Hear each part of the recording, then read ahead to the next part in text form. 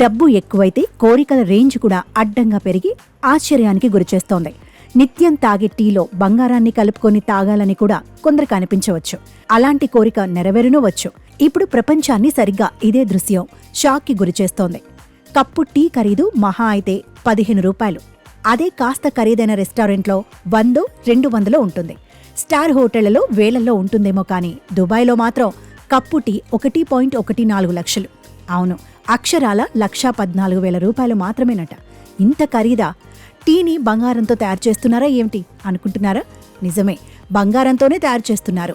స్వచ్ఛమైన వెండితో తయారు చేసిన కప్పులో బంగారు పూత, అందులోనూ ఏకంగా 24 క్యారెట్ బంగారం ట్యాపింగ్తో ఈ టీని స్పెషల్గా సర్వ్ చేస్తారు.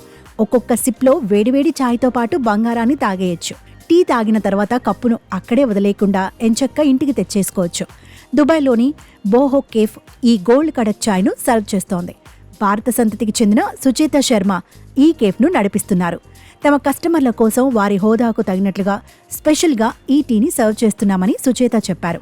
ఈ టీతో పాటు గోల్డ్ నువెనీర్ కాఫీ కూడా తమ కేఫ్లో అందుబాటులో ఉందని ఆయన తెలియజేశారు.